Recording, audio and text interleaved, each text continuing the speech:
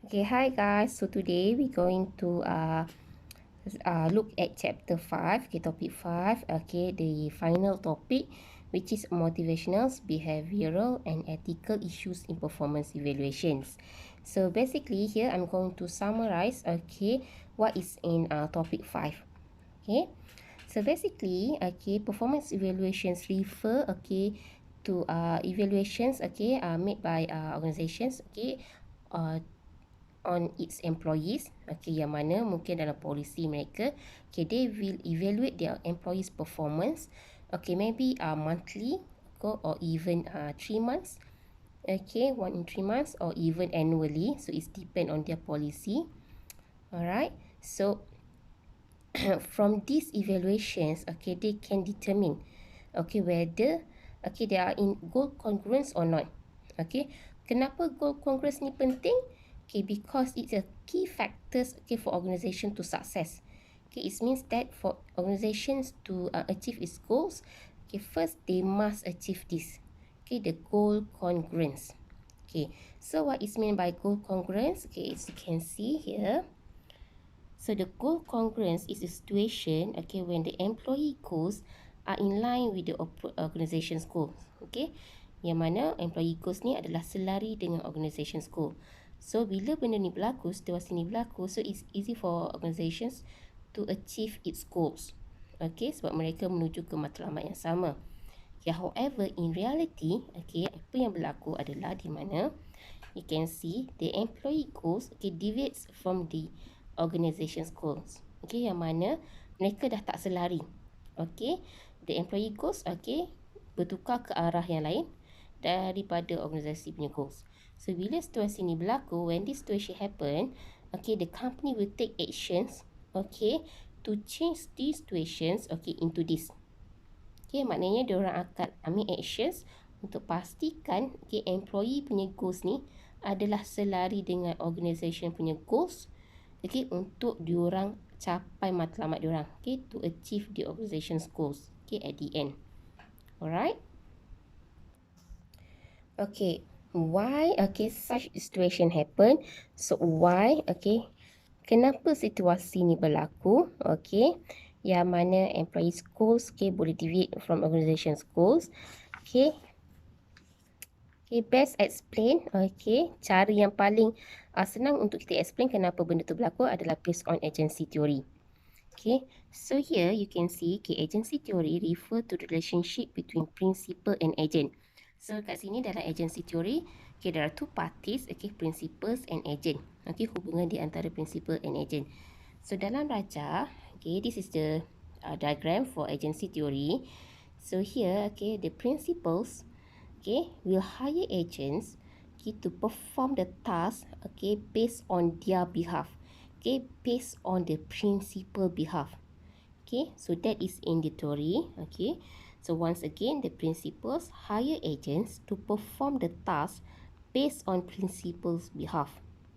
Alright, so this is in general, okay, what is agency theory. Okay, and then when we look at organization's perspective, okay, kat sini kita akan letakkan, okay, who is the principal and who is the agent. Okay, so here, okay, under management or organization perspective, okay, principals refer to the shareholders, okay, of the company, okay, the owner of the company, whereas agents refer to the management. Okay, so here, okay, the principal, which is the shareholders, hire agent, okay, which is the management, okay, to perform or carry out the task, okay, on their behalf, okay, on the shareholder behalf.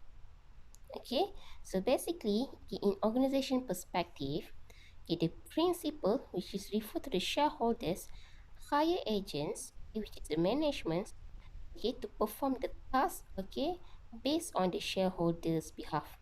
Okay, it is a relationship between the principals, okay, which is a shareholders, okay, and agents, which is the management. Okay, so now we look at, okay, the agency problem. Okay, so what is mean by agency problem? So here, based on diagram, okay, kalau yang tadi tu, okay, diagram ni, Okay, dia kata principals hire agents to perform tasks based on principal behalf, right? So, agency problem berlaku apabila principals ni dia dah hire agents to perform the task, but agent perform the task based on their own interest. Not based on the principal interest. Not based on principal behalf. Alright, so that is why wujudnya agency problem ni. Apabila ia berlaku apabila agents ni perform the task based on their own behalf, based on their own self-interest, rather than the principles. Alright, so here it says agents' goals are in conflict or not aligned with the principal's goals. Itulah yang menyebabkan kenapanya ia berlaku. Di mana kat sini kalau kita tengok, so the agent goals ni dia dah deviate daripada principals punya goals. Dah tak selari. Alright, so itulah yang dikatakan, yang mana yang kita katakan sebagai agents problem. Situasi di mana goal congruence tu tak tercapai, which is the agent's goals are not aligned with the principal's goals. So basically, bila wujudnya agency problem, maka wujudnya agency cost. So here, agency cost refer to the additional cost incurred by principal to monitor agents. So that agent will always perform the task based on principal interest. So apabila wujudnya agency problem tadi, yang mana agent punya interest are in conflict with organisasi punya interest, the principal punya interest. So principal ni dia akan ambil actions lah, di mana dia akan monitor lah agent ni, supaya agent ni buat seperti apa yang disuruh.